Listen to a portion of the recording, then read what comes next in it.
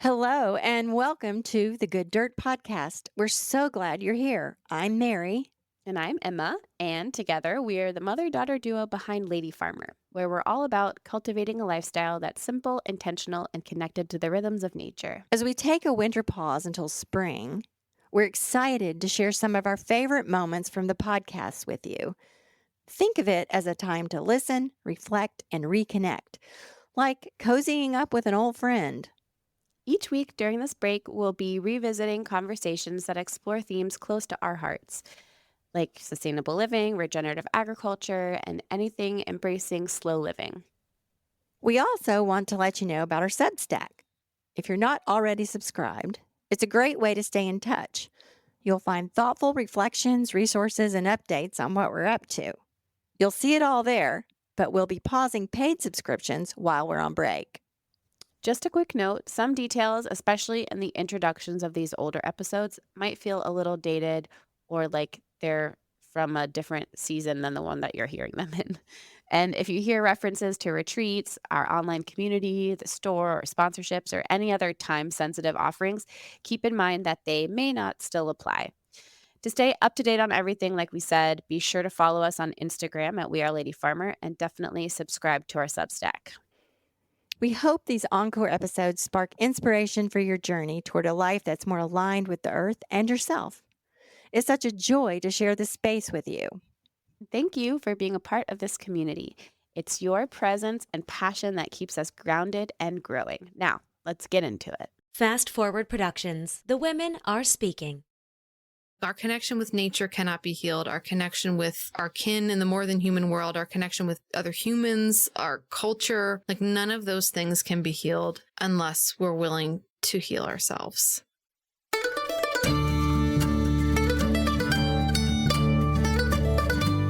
You're listening to the Good Dirt Podcast. This is a place where we dig into the nitty-gritty of sustainable living through food, fashion, and lifestyle.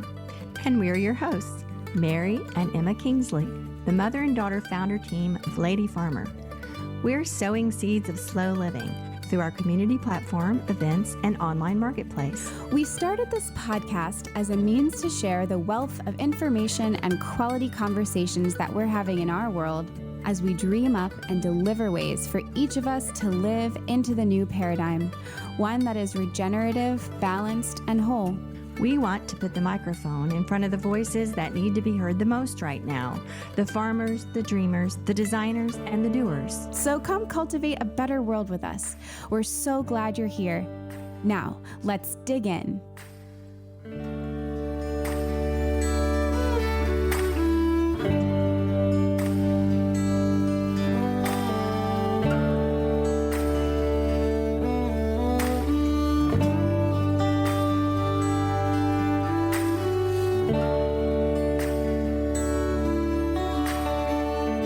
Good morning, Mom. How are you doing? Good morning, Emma. Really well here. It's getting into the peak of fall. Really, really one of my favorite times of the year. Late October. Ooh, Late spooky. October. For some reason, the weather this time of year, typically, is just kind of perfect. You never know exactly what's going to happen. There could be a hurricane or some other huge weather event, but most of the time, this time of year is just beautiful blue sky, perfect temperature, beautiful colors where we live, and it's just delightful. So Yeah, and I like this time too. It's like peak bonfire in the backyard time. So nice. it's legitimately chilly. It's legitimately chilly, but not like too cold to be outside. Sometimes we try to do the bonfire thing when it's just like actually too cold, Yeah, like New Year's even Eve. with the bonfire. But yeah, so I'm going to ask you a question and try to not connect it to, it's obviously connected to our guest today, but I wanted to chat a little bit before we get into the full intro. But when you hear the words mirrors in the earth, what do you think of? Mirrors in the earth. Gosh. So, not thinking about our guest and her book, I think the first thing that would come to my mind would be a clear pool. Obviously, something where you look and you see a reflection. That's what first pops into my mind. Yeah, I just think it's such a powerful phrase and image. I think about a lot of things. Like the water comes to my mind first, but also it's the idea that we mirrors in the earth, like we are in the earth. like as if I'm looking into a mirror and like what I see in a mirror and then making that the earth. And I just think that's a really powerful idea and one that we talk about often on here. Very poetic way of saying it. And it is reflective of the book and this conversation that we're having today. So I don't know if you wanted to chat about anything else in your own personal experience with that before we introduce Asia. Well, yes, as you said, the metaphorical implications of that are very powerful because we look around us and we see life. And I think it's probably unique to each of us as individuals to see and feel how we see ourselves reflected in that. So I think it's certainly a very rich and nuanced subject to think about and talk about. Yeah, it's beautiful. And as is our conversation today. So if you are excited by this conversation and whether or not you've heard of Asia Suler before, this is your first time with her, you'll be happy to know that we read this book as our Almanac Book Club pick this season. And so this is super fun for our community to have this interview coming out now. If you're interested in books like this and talking to folks who love reading about these kinds of things in community and discussing them, then you'd probably like the Almanac Book Club. So finally, introducing Asia Suler, author of Mirrors in the Earth, Reflections on Self-Healing from the Living World. It's a book of 12 essays on the earth-healing powers of self-compassion and empathy. Asia Suler is a writer, teacher, mother, earth intuitive, and ecological philosopher who lives in the folds of the Blue Ridge Mountains. She's the founder of One Willow Apothecaries, an Appalachian grown company that offers handcrafted herbal medicines and educational experiences in herbalism, animism, ancestral healing, and earth-centered personal growth. Asia has guided over 20,000 students in 70 plus countries through her immersive online programs. With her writings and teachings, Asia helps people embrace their own unique medicine through a joyful engagement with the natural world. Asia teaches us that connecting with the earth can change everything. Her own journey, marked by early years of chronic pain and illness, led her to the altar of the green world and the deep knowing that everything is medicine. She's here to tell us about her story and her work and her journey to the peaceful, creative, and deeply fulfilling life she's created by living in alignment with the earth. So here's Asia Suler, author of Mirrors in the Earth, Reflections on Self-Healing from the Living World.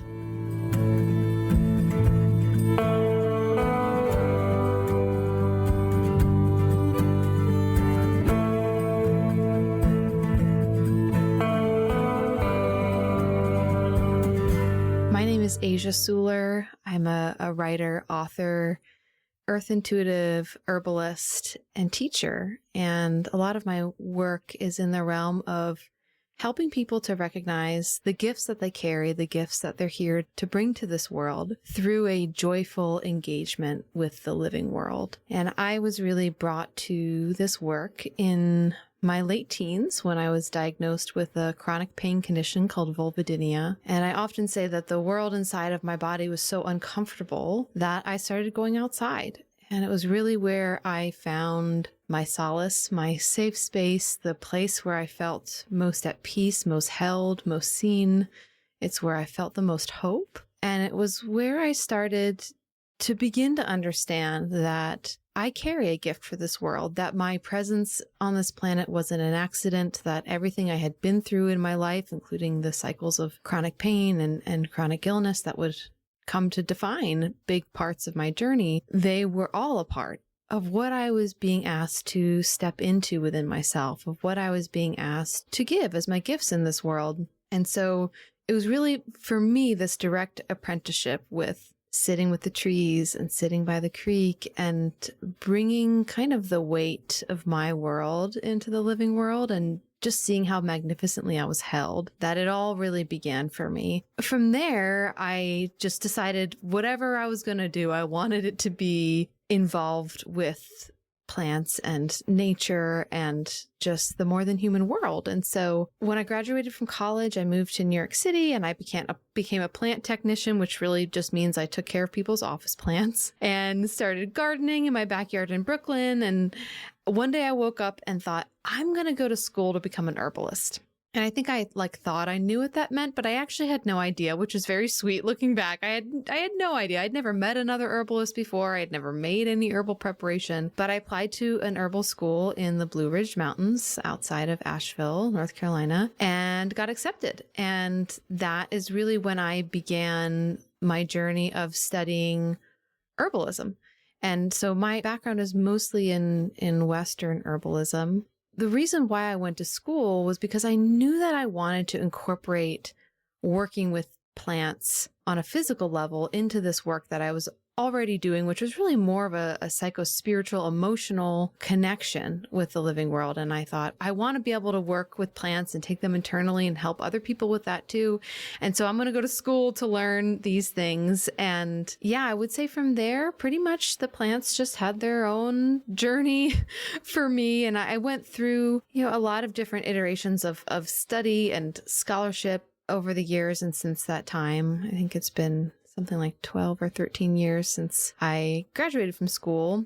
And when I graduated from school, I started my business, One Willow Apothecaries, which in the beginning was very much just a apothecary business. And it evolved over time into what it is now today and what it is that I'm really doing today, which is more of this alchemal workshop for classes and learning and experiences in this realm of connecting with nature, for the purpose of understanding our purpose of connecting to our own growth and development, and the really primary connection that the earth wants to help you remember who you are and why you came here, because you have something very essential to bring to the whole. That's so beautiful. Thank you. Tell us a little more about One Willow Apothecary. Do you have like a brick and mortar store? Is it an online thing? And is it primarily classes, workshops, or is it all of it?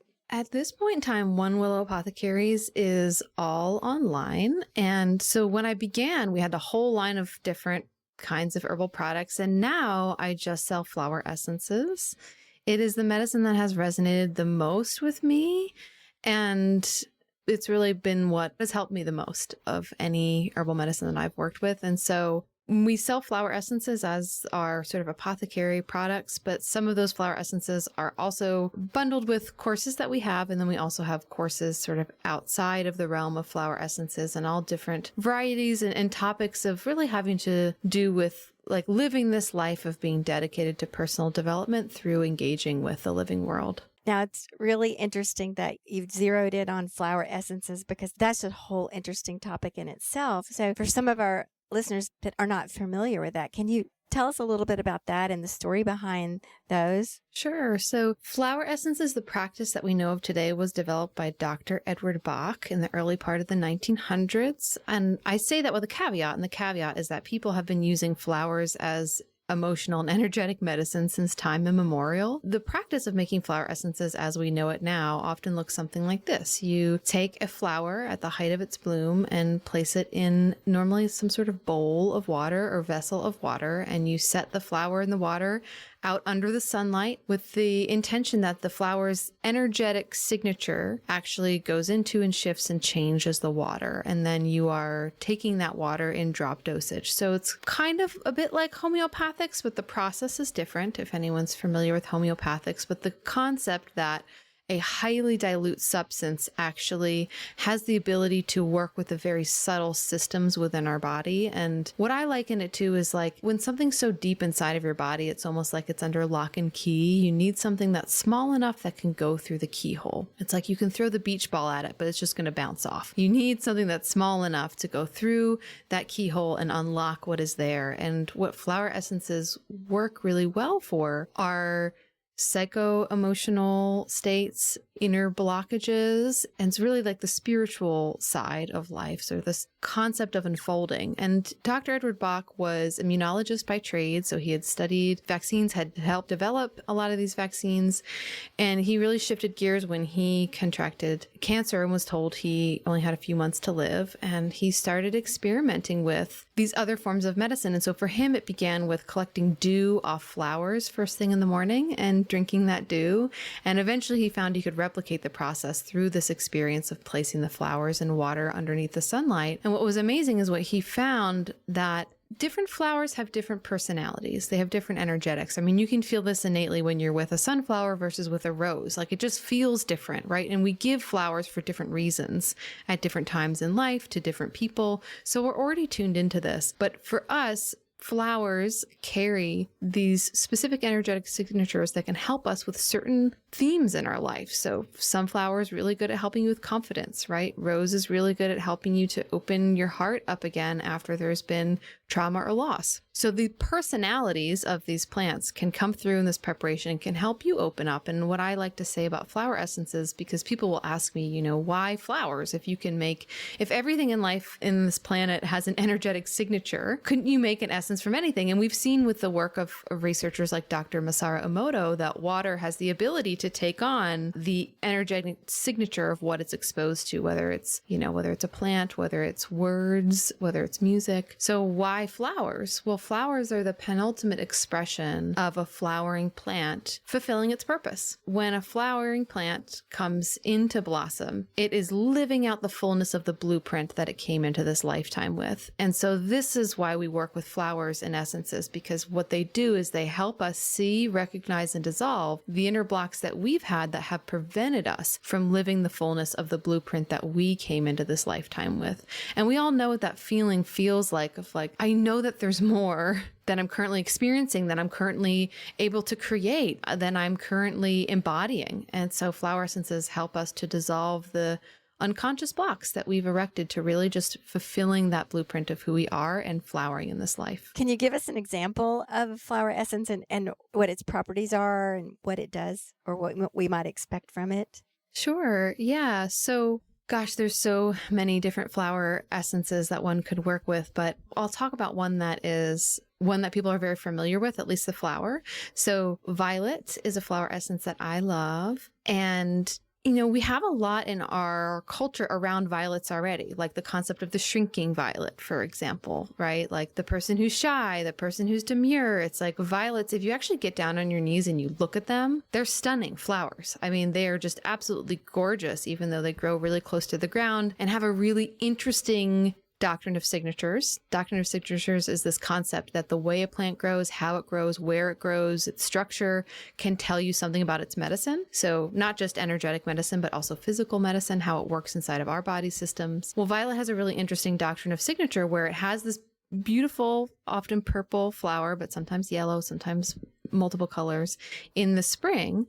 And then it has this hidden flower right beneath the surface of the soil in the fall. And it's sort of this like white, extremely demure flower that comes like hidden in the second part of the season. And what I found for violet, and what I've seen, because I've now worked with thousands of people who've worked with violet, is that it really helps you to embrace the positive side of this archetype of the shrinking violet, of being in a time of your life where it's okay to be behind the scenes, where it's okay to embrace your aloneness, like the sweetness of that, the sweetness of these times we have in our life where things are quieter, where it's about the inward focus, the contemplation, the silence. And, I really fell in love with violets when I first moved down to these mountains, and the place where I ended up living, I arrived there in very early spring, and within a few weeks, the entire hillside, like half an acre behind the house, was just covered in violet flowers. And at the time, I had left behind my job, my friend network, my partner of 5 years, and started completely new in this place where I didn't know anybody, and I didn't really know anything about the town even, or the mountains. And I felt very alone often. And I remember being so drawn to these flowers and not totally understanding it. And first, before I looked up what anyone had to say about them, I just worked with them myself. And it was very much something I picked up on, that these flowers were helping me to embrace the sweetness and the contentment of this time of inward turning. And then I looked it up, and a lot of people have had similar experiences with violets. But I bring up this story in part because a lot of people will ask me, what does this flower mean? It's a little bit like asking, like, okay, well, tell me what this person is all about. Like, okay, people are complex, plants are complex.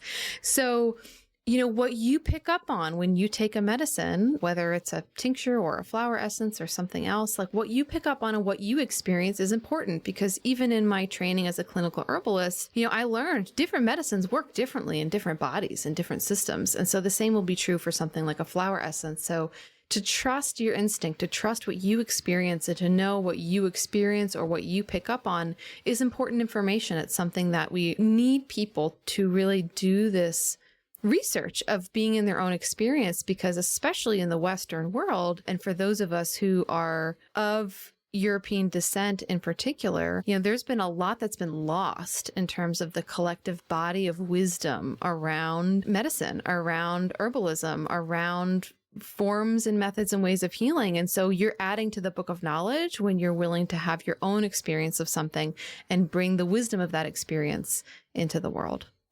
And violets are something that in like conventional, I would say, landscaping circles is a plant that is seen as a weed and that people will take out because there's too many of them. And I know personally, 2 or 3 years ago, I discovered that I really liked the way they covered the ground and they were so pretty in the spring. But then when the flower went away, you had this nice little green bunch. And so I just started just letting them be whatever. And now they're all over the place. I have so many of them and I just love them. So for me, they've been a way to beautify my space with no effort.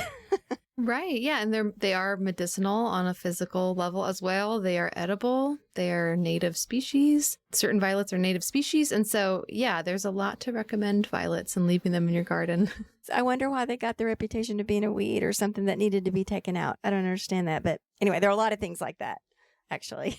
Because they're prolific, I assume. People think, oh, that's too many. I want something else here. But anyway. So, Asia, where are you from initially? And I'm interested in going back to your story. You had this experience of finding how much being in nature and outside was really healing and helpful for you. And then you moved to New York City, which I think is so interesting. So tell me a little bit about that, like where you're from and how you ended up in New York City. And I guess I know now how you're back in Western North Carolina, but I'm really interested in your journey with like place and how you're tied to place. I grew up in Pennsylvania, outside Philadelphia, so kind of on the edge of where the suburbs end and farm country began. So it was an interesting place to grow up for that reason. And a lot has changed since, even when I was born. I think I lived in the first development that was ever built in the area. And now it's full of development. So yeah, a lot has shifted and changed.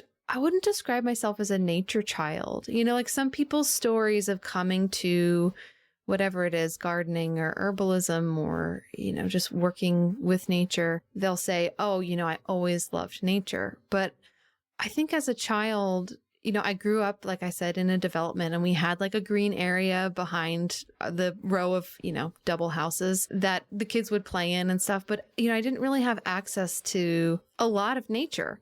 And so while I found it like interesting, it was almost as if that gateway was just like waiting for me. Like it didn't fully open until later. And I grew up in an environment, sandwiched between Philadelphia and New York, where there was a heavy emphasis on kind of intellectual rationalism is how I would call it. And so from a very young age, I wanted to be seen as smart. I wanted to be seen as intelligent, as with it. And so I kind of shelved the part of me that, believed in magic or believed in fairies or would talk to the willow tree in my backyard. I put that part of me on a shelf because I wanted to be seen a certain way. And so it really wasn't until I was in college north of New York City in the Hudson Valley that having the experience of being diagnosed with a chronic pain condition, it cracked open my world. And it was almost like the cost of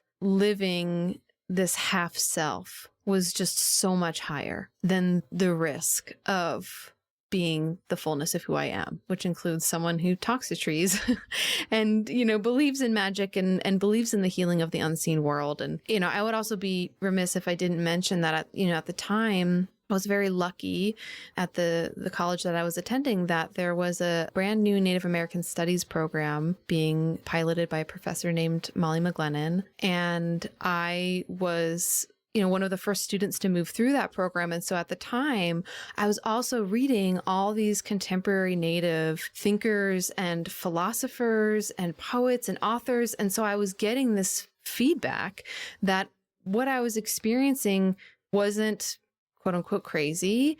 It wasn't left field. It wasn't unintellectual. It wasn't, unrational. It was a primary experience of being human, and an experience that in most indigenous traditions around the world is commonplace, is just, like woven in with the way in which life is meant to be lived and the way in which wisdom is kept alive. And so I was receiving a lot from those teachers that I was reading and interacting with, and a lot of like affirmation that there's nothing wrong with this path. In fact, this is the path that we who are very far from our indigenous roots have forgotten. So when I graduated from college, I had no intention of moving to New York City. That was not something I wanted to do. But my partner at the time really wanted to move there. And because I grew up in this sort of like area between Philadelphia and New York, and then I went to school, north of New York City, a lot of our friends moved to the city. And I thought, you know what? I'll give it a try. Like, I'll give it a try. But my one condition was like, I need to find a job where I can work with plants, though. That's like essential for me. I love the office plant job. It's so good. Yes. So I watered office plants in Times Square and, downtown Manhattan and the financial district. And it was definitely kind of a wild experience, but I learned a lot about indoor plants. And I had my little postage stamp of a backyard in Brooklyn, and I put in my first garden there, which was like such a funny experience looking back because I had no idea what I was doing, but I was so excited about it. And it was a really formative time in my life. I only lived there for a couple years, but it really showed me that no matter where you are in the world, no matter where you live, there is nature. There are beings of the more than human world. There is a way to connect to the earth, to the soil, to the dirt, to the trees, to the green and growing beings. And it's like, in some ways, my love of plants was kind of seeded when I was in the Hudson Valley, but it came into flowering when I lived in New York City.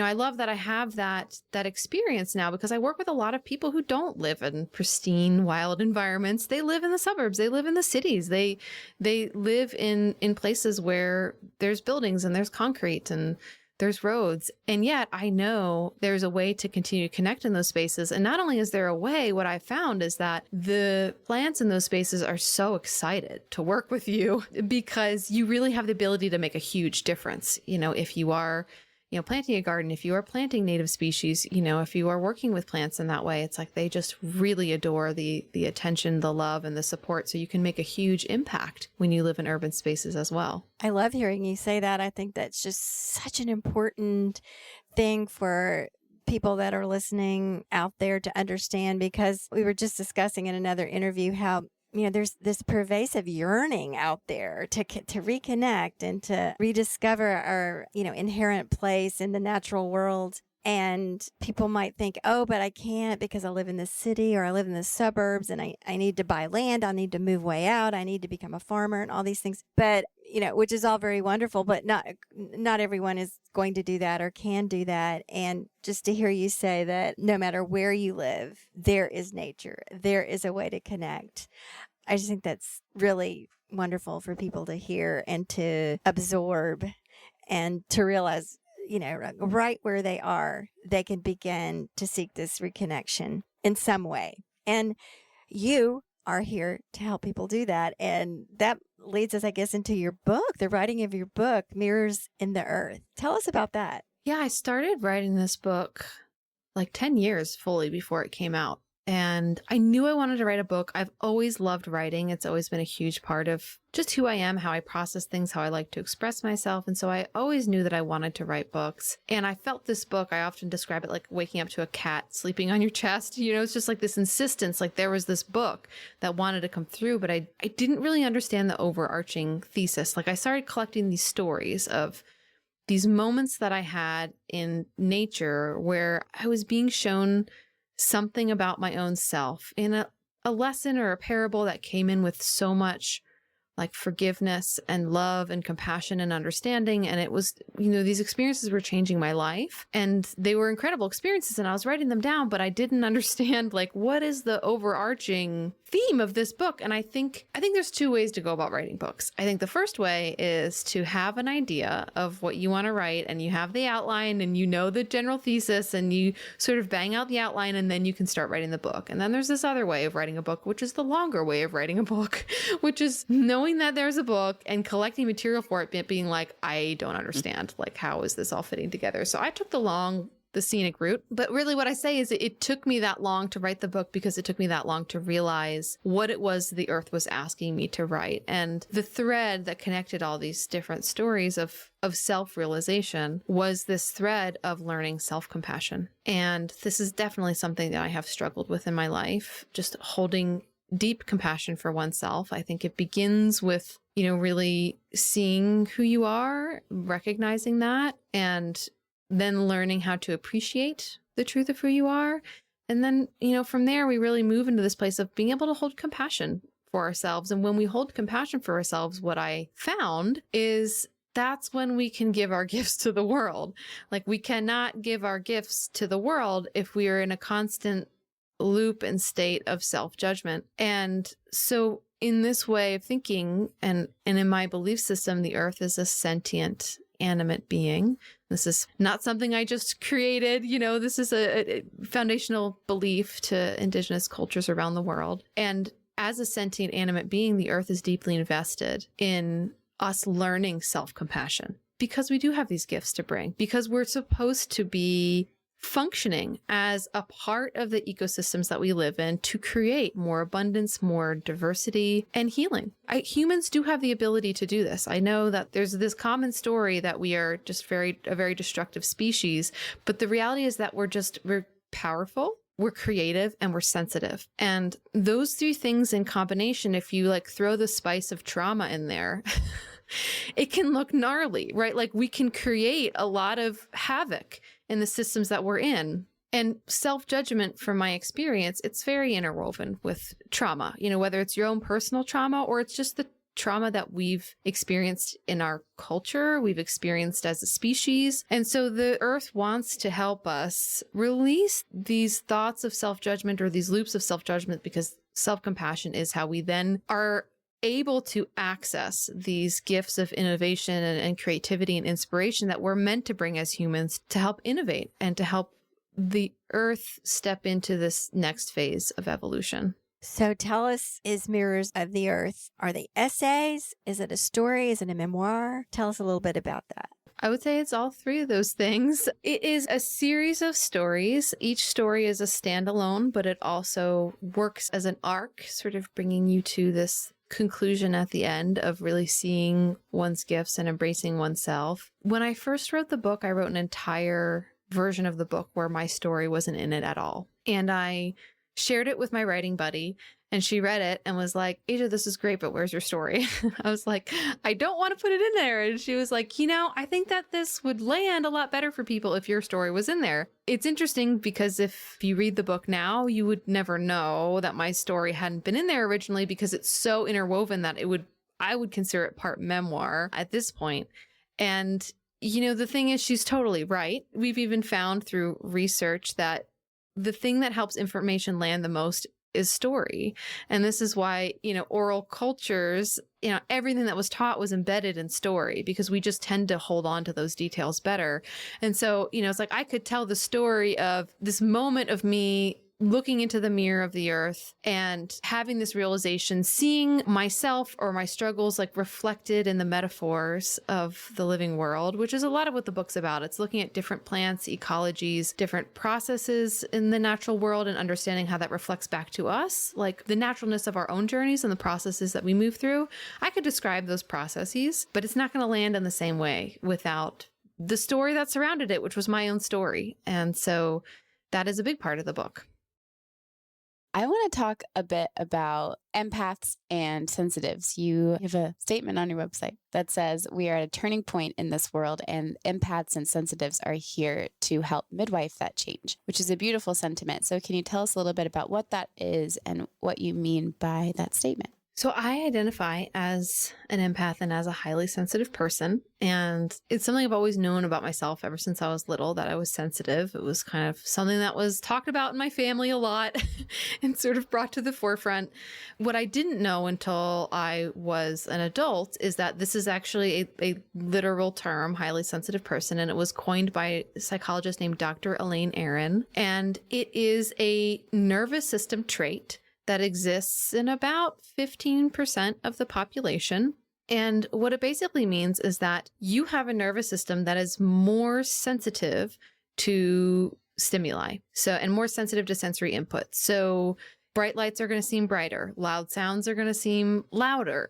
Social situations for one person might feel fun, might feel overwhelming for you because there's literally so much sensory input that you're processing. And this is the blessing and the curse of being a highly sensitive person, is that you are literally taking in more sensory detail about your environment than you would if you didn't have a sensitive nervous system. So you are noticing things that other folks may not notice, but it takes a lot to then process all that sensory information. And so, there's a lot of different ways in which high sensitivity can manifest. So, for example, folks on the spectrum are highly sensitive. Often, I would say high sensitivity is a form of neurodiversity. So a lot of people who are neurodivergent are also highly sensitive as well. The realities of being a highly sensitive person is that you're much more prone to overwhelm because you're processing so much sensory input at one time, but it also means that you're very attuned to the subtle realm. So a lot of highly sensitive people that I know are healers, they're artists, they're creatives, because they have this ability to tune into what is the actual subtle shade that's in that rose petal, or what is the exact word to describe this very subtle feeling I'm having right now, as I'm looking at the sunset. And so it's beautiful in that way to be a highly sensitive person, but it's complex and it's its own state of being in the world, and it needs tending and it needs care. And I would say that one variety of a highly sensitive person is an empath. And, empaths tend to have a nervous system that very easily touches and picks up on and enmeshes with other nervous systems. So, that normally looks like really empathizing with and feeling the feelings of other human beings. But, some empaths feel like they're earth empaths, or like they're animal empaths, like they really feel what that animal is going through. And so, I have found through my years of work that this is really who I am serving with a lot of what I create, is empaths and highly sensitive people. And I do very much believe that this section of the population has a very special gift to give to the world. And I'm passionate about expressing this because a lot of empaths and highly sensitive people were told different stories about themselves when they were young. So sometimes high sensitivity and empathy can look like shutdown. It can look like not performing well on tests. It can look like quote unquote shyness, like not having the same kind of social skills that maybe your peers do. We live in a system that's not functional for most people in the way that our human psyches and bodies are meant to work. And highly sensitive people are often the canaries in the coal mine for that. They'll be the first ones to be like, this doesn't work for me. Whether it's food that has been stripped of its nutrients. Okay, now all of a sudden we're starting to develop allergies to this, or it's school systems where you have to sit all day long. Okay, I cannot pay attention. I'm not able to perform on these tests. So I'm passionate about this phrase, or this concept of putting out this awareness that highly sensitive people are here to help midwife this great change in the world, because many of us were telegraphed at a young age that there was something deficient about us, because we were not able to perform really in X, Y, or Z kind of ways. But the reality is, when you are a highly sensitive person, you have the ability to tune into the changes that need to happen. You literally are experiencing them inside of your body. And what I have found through my work is that highly sensitive people are really adept at these fields of nature communication, of alternative healing, of developing new systems that help us to actually be in communication with the living world and the harmony that wants to be created. So, your sensitivity is a gift. Even when it can sometimes feel challenging to navigate, that sensitivity is the very quality that we need moving ahead in this world. I think when we look around at a lot of the devastation that has been created, it's been created from this narcissistic pathos, right? And this is not to say narcissists have created devastation in the world, because I think this is it's a way that human beings, I think, will deal with trauma, is by going into a narcissistic pathos. And that pathos has created a lot of harm in the world. And like the antidote to our narcissism is empathy, right? It's this exactly the qualities that empaths and highly sensitives hold. And so you, in your sensitivity and in your empathy, are here to help this great turning and this great healing as we heal from the narcissistic wounds that pervade a lot of human culture, but especially, colonial industrial human culture, as we heal from that and step into this next era of evolution on this planet. So is your experience as a child as a sensitive person woven into your book in that way? Is that the part of your story that you wove back in? And can you give us an example of that? How did you weave in your story as a sensitive child into Mirrors in the Earth? Yeah, so much of the book is about that, is about learning what it means to be sensitive and how to embrace that sensitivity. So yeah, there's a lot of different stories in the book about that, but I, for sure, like one of the first chapters in the book, which, just feels like on topic for this podcast, but one of the first chapters in the book is about gardens and boundaries, and how gardens really teach us that it's okay to have boundaries. And in fact, it's important. And if you don't hold a boundary in a garden, you no longer have a garden. There are some ways in which we can create like regenerative gardens or forest gardens where eventually they take care of themselves. But when you're establishing something, it's like you need to be willing to hold boundaries. And, I talk in the book about how I was telegraphed from a young age that, part of my purpose, right, was to, in some ways, be boundaryless. That part of my purpose was to be that person who showed up for people no matter what, to be the sounding board, to be the absorber of whatever hardship that person was going through. So this played out in my friendships, this played out in my relationships over and over again. I felt like if I were to erect a boundary, that would somehow be like betraying this other person. And yet the reality is that it's only when we learn how to set boundaries that we actually can like understand ourselves. Because if we're constantly flowing out in that way,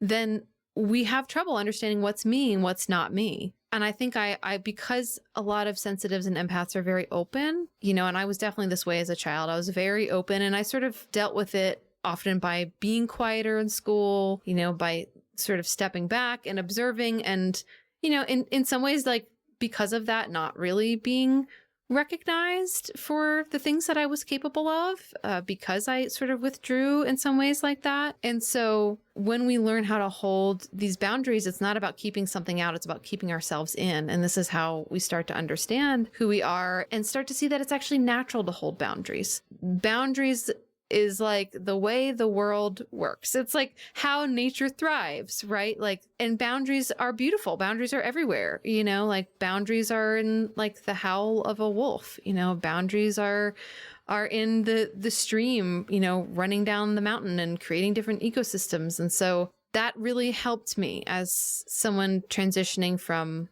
a childhood and a teenage years where I felt like my boundarylessness was A, something I couldn't help, and B, something that was required of me to understand that, oh no, actually the earth is asking me to do something very different. That's so beautiful that you discovered the metaphors to express that and to understand it for yourself and then communicate it to other people. Yeah, the way they put that is really beautiful in a way I haven't quite heard anyone explain boundaries before. So thank you for that. I have a quick question kind of out of left field about that. You have such a prolific presence on Instagram, at least as I think where I've seen you. You have all these amazing videos and you just do such a good job of sharing yourself and your work. And for me specifically, social media is a place where I have a really hard time with boundaries. And so I'm wondering if and how that shows up for you at all. Oh, definitely. I think it's up for all of us. It's just the reality. It's the name of the game. And it's not our fault, because it's like these apps were designed to extract one thing from us, and that's our attention. I still engage in these spaces because it's still an amazing way to connect with people. And I definitely like find out about like, you know, new writers and new creators and, you know, new products this way. Like, so I loved it for discovering new people and new things and new artists too. Oh, I think it's just as life-giving as it is life-sucking. Yes. Like, I think that's why it's so tricky. But I do think that we don't know how to use boundaries with it yet. I mean, we might be learning, but it's also new. And that's something I have to remind myself of. It's like when I started my business, social media wasn't a thing. Like there was Facebook, but like I think it had only had very recently opened up to people like outside of college students. So it was a very different experience. And it's been amazing for what it can do for solo entrepreneurs. Like it's just amazing that you can now have these jobs that literally didn't exist 15 years ago. And it's sort of like the wild, wild west of social media because it's like there are no guardrails. Like we don't know really what we're doing. Like we're figuring it out and the algorithms are changing all the time. So I do think it's really important to have good boundaries, and that's going to look different for everyone. But for me, there's definitely like two ways that shows up. One is a time boundary. So I have a timer set on my phone and I'm only allowed to be on social media for half an hour every day. And so it'll cut me off at half an hour. So that's one of my boundaries. do you ever override it or you like stick to it?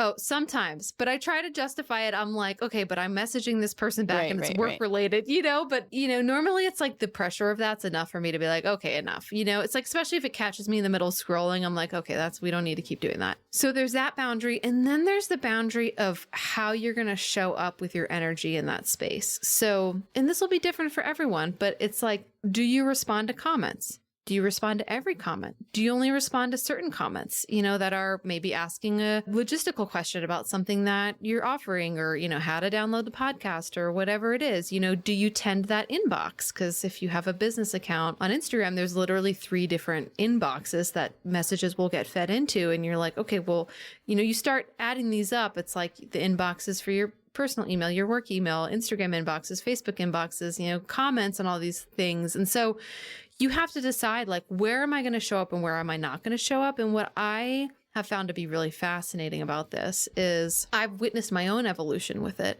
of in the beginning feeling like it was my responsibility to respond to everybody's comment, like that was what my gift was, to show up and reflect people back to themselves and affirm people. And that is very much a gift, and it's a gift this world needs. But as I've gone deeper into my work, I'm realizing if I do that for every comment, that's all I will do every day, all day long, that's some people's work and it's beautiful, but that's not what I'm being called to do. There are other things that I'm being called to create in this world. And so I've had to set boundaries with that. If, you know, I only respond to a couple comments a day. Sometimes I don't respond to any comments if I'm in the middle of working on a creative project that day. And so I think those are the 2 areas for anyone to set boundaries with social media. And for some people, what this also looks like is policing their comments. And I don't like that word policing, but like really having it be like, here are the kind of comments that I welcome in this space. And here are the kind of comments where there's just not space for this. And that's okay to have those kind of boundaries. Like this is your space that you're creating. It's not a public forum. It's a space that you're creating. So if, you know, someone comes out of left field with something that you feel like is draining energy from the space, it's okay for you to delete that comment because this is your space that you're creating, not only for yourself, but for other people to come and feel nourished. That's super helpful. Thank you. Yes, and it's reminding me so much of the going back to the boundaries in the garden thing, how you said responding to comments, and that's all I do all day. It reminds me of some of the plants in the garden that if you just let them go and you think, okay, I'm not going to create a boundary with this one plant, that might be the only thing that ends up in your garden next year because you've allowed it to take over. So the metaphors apply so beautifully. The book is a wonderful adventure in self-discovery in nature and the metaphors implicit in each. Thank you. I wanted to touch a little bit on where you live, at the Western North Carolina area. I grew up near there. When I grew up, Asheville and the surrounding towns environment. Was just a little place, and it was beautiful, and people went there, to be in the mountains and so forth. But since that time, that area has almost grown sort of a mystique around it. And it's also a place where a lot of retreat centers and spiritual centers and a lot of kind of seekers and people interested in alternative ways of life sort of have found themselves in this area. And I'm wondering if you have anything to say about what is it about that? Does it have something to do with the geography of it? Does it have something to do with its past, the people that were there, their energy is still in this place? Just anything you want to say about that? I do think that there's a very special magic in these mountains. Just looking at the history of these mountains, like the deep time history of these mountains, for example, these mountains,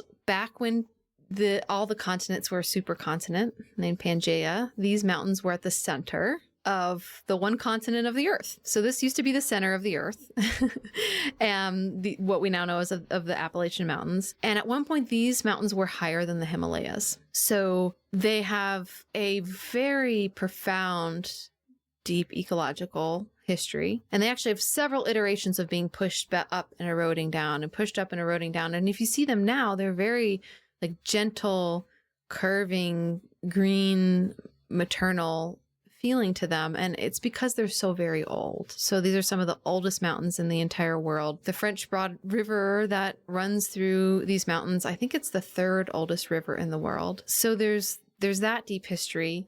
Then there's also the spectacular ecological diversity of this place, which is a magic unto itself. So in the last ice age, the ice caps of the north reached as far down south as these mountains, but these mountains kind of acted like a barrier. And so what happened, because the ice crept so slowly, is a lot of plant species that existed north of here migrated down to the southern Appalachians and then lived here in like a nursery, basically, until the ice caps receded. And so it was from the nursery of these mountains that a lot of the northern part of the country, especially following the spine of the Appalachian Mountains up north, that a lot of those plants were reseeded in those lands, was from the nursery here in southern Appalachia. So I think there is a deep magic to the history, the geological history of this place. So that is a big part of,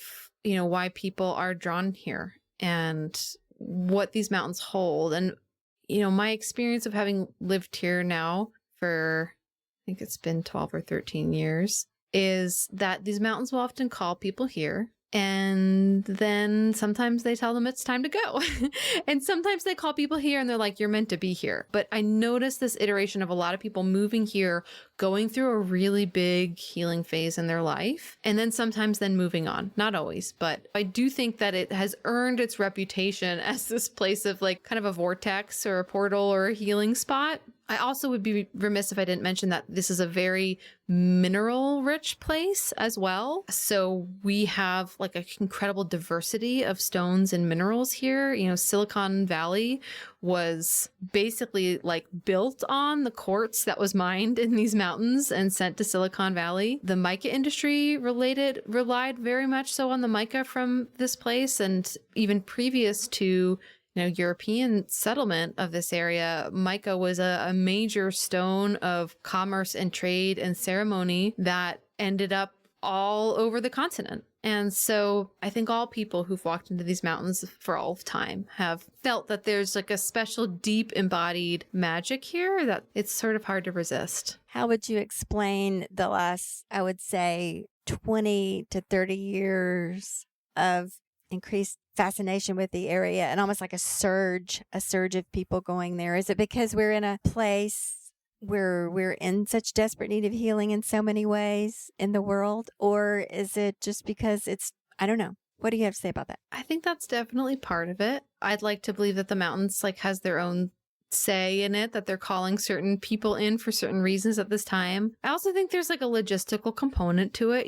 I used to live farther out in Madison County, and the place where I live, it didn't have paved roads until the 60s. And so there's that logistical component too of it literally becoming easier to live here. I mean, you're literally up in the mountains here, and before we had this infrastructure, it was like a very specific decision to come up here. And so I think travel has been made easier. I think it's also with the rise of the internet, it's become easier to make a living. And I've noticed that, even since the start of the pandemic, there's been a huge influx of folks who have moved here because so many people's jobs are virtual. So I think that there's that. And I think a lot of people are really craving like deep primary connection with the earth again. And there is something about these mountains or this place that it feels like it's like an origin place in some ways. Like you come here and you connect into the deep time of our planet and you can feel held. Oh, I love that. The deep time. And isn't Mount Mitchell that's right there? Is that the tallest mountain in North America? It's the tallest mountain east of the Mississippi. Yeah, so the Cherokee call it Atacula, and Mount Mitchell or Atacula is, the tallest peak anywhere on the eastern seaboard east of the Mississippi. So that's pretty cool. Very good. Thank you. That's a wonderful overview of the area. Yeah, I didn't know that they were the center of the Pangea. That's so cool. Oh, yes. Makes a lot of sense. Asia, what does slow living mean to you? Slow living is something I aspire to. It is, to me, it's less of a goal in the distance, and it's more of a mantra to remind myself of the way in which my system wants to operate in this world. So sometimes I think in an ideal world, I'm like, slow living is me harvesting my own food from the garden and the wilds and having lots of time to prepare it and watching the sun go down without any technology and spending the night by a candle. It's like, that's the dream, right? In some ways. But I think what slow living really is no matter what you're doing, being able to slow down, being able to be present with what it is that you're doing, knowing that it's enough. Checking yourself or just being aware when you have that sense of urgency come up and whatever it is that you're doing. I mean, there's so many things we develop urgency around, like, I have to post that thing on Instagram right now, and you just kind of catch yourself. You're like, okay, but is this actually urgent, So to me, slow living is about bringing your body into alignment with the pace of the world around you. And by the world around you, I mean the more than human world. And so sometimes that can look faster. Like summertime can be a fast time in the living world. But what it is about for me, realizing what the natural rhythms are of that my body wants to settle into in that moment and being willing to bring awareness to the moments when I am pushing up and out of myself, when I'm letting urgency kind of dictate the schedule for the day, and even just being willing to slow down in my awareness of that moment and accept where I'm at, accept the fact that I got caught in an urgency loop again, and being present in that way is to me where the attainability of slow living lives. And it's really where the healing lives too, because I think there's a way in which slow living can just become another thing that we're trying to strive for and attain. It's less of the way your life looks or a goal, and it's more of like how you can be present with your life. That's so great to point out, because you're totally right. It can just turn into something that we're not doing good enough. There's a lot of those in the world, aren't there? So speaking of healing, I wanted to ask you this. In your work as an herbalist and a healer, in a world that is broken in so many ways, and we as humans are broken in so many ways, where do you see the greatest needs for healing? What do you see coming up in your work that needs addressing? Well, I probably would have said in the past, what I used to say is, our connection with nature, like that's what needs to be healed. But that can't happen. Like our connection with nature cannot be healed. Our connection with our kin in the more than human world, our connection with other humans, our culture, like none of those things can be healed unless we're willing to heal ourselves. And so that's really what my work is about. It's about empowering people to recognize that this journey of self-healing, of self-acceptance and self-compassion, it's not selfish. It's not like a side pursuit in your mission to help the world. It is essential. It's central to this journey, because if we lived in a world where everyone accepted themselves and loved themselves without condition, so many of the problems that we see in this world would evaporate.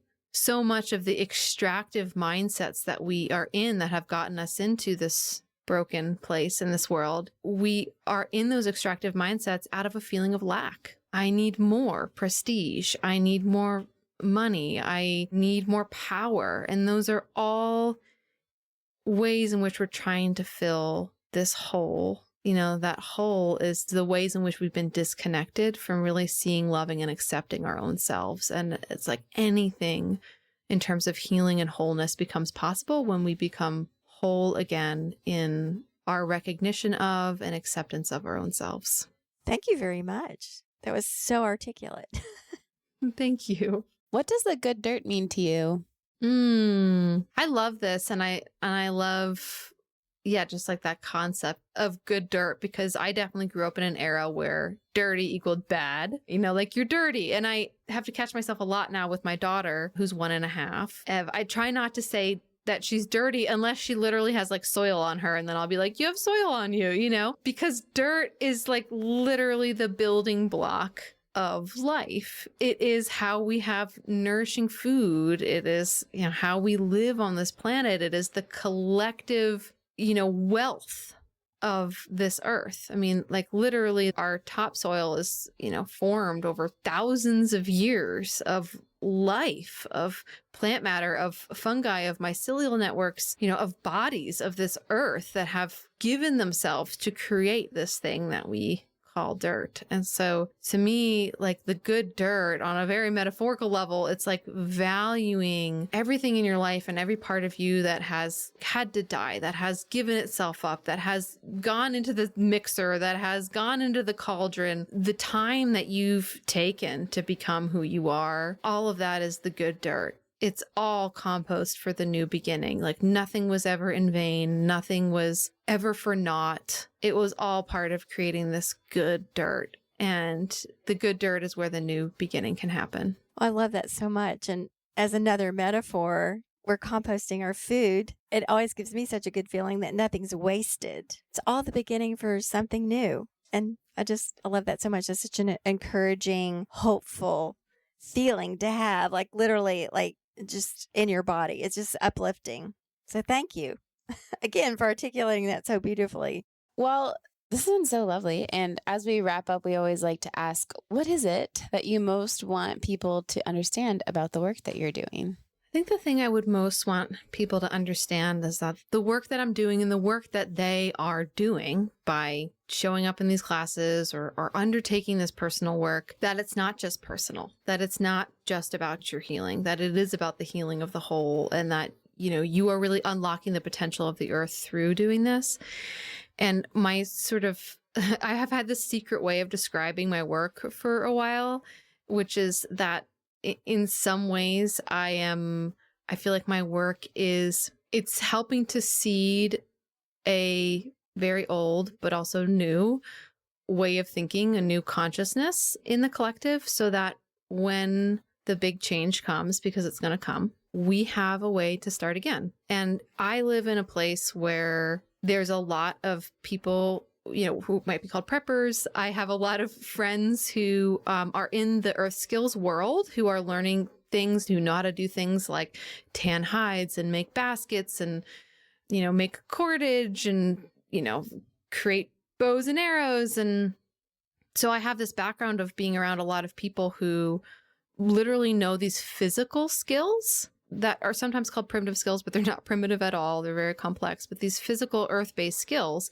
that are going to be there for us when we see the changes happen, when our systems in this world, like we know they can't function the way that they're functioning right now forever in perpetuity. So a lot of my friends are like, we have these skills to help teach the next generation so that we have these skills when the time comes. And I think a lot of my work is about like reseeding a kind of consciousness, the consciousness that we're going to need to really plant a new world when that time comes. So to know that the work that you do of embracing yourself, of learning how to see the animacy of the world again, how to communicate with the living world and become a harmonious part of the greater whole, that's not only work for yourself and it's not only for the healing of the present world, it's work for the world to come, and it's work for the people to come and the people who are moving back towards being in a relationship with the earth that is one of harmony and co-creation. Seeding a new way in the good dirt.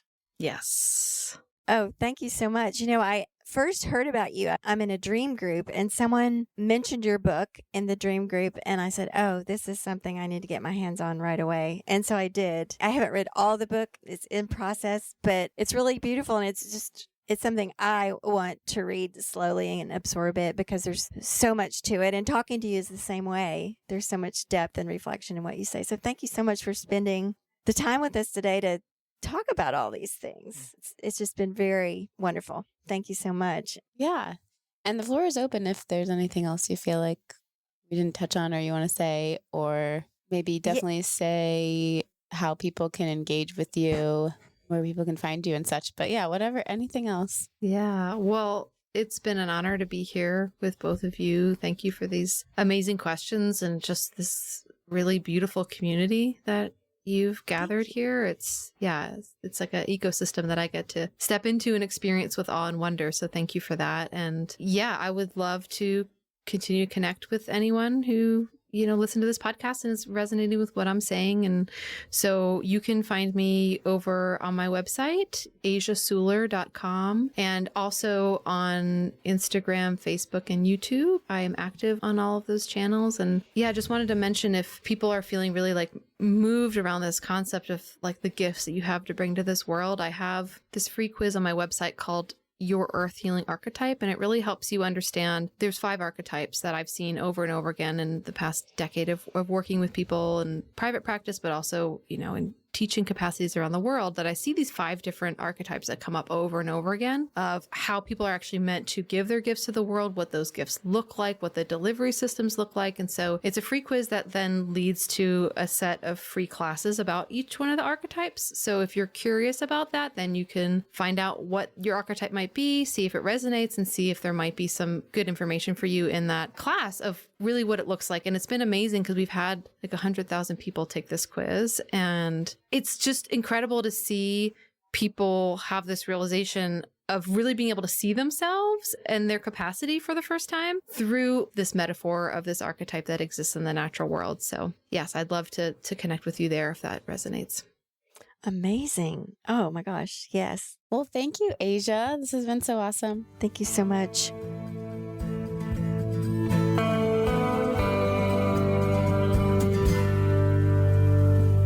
Thank you for tuning in, calling in, and spreading the good dirt. We love hearing from you. You can reach our listener voicemail at 443-459-1950. That's 443-459-1950. You can find this number in our show notes and in our Instagram profile. This show is produced by Lady Farmer, a slow living lifestyle community, and the original music is composed and performed by John Kingsley. For more from Lady Farmer, follow us on Instagram at WeAreLadyFarmer. That's WeAreLadyFarmer. Or join us online at www.ladyfarmer.com. We'll see you next time on The Good Dirt. Goodbye.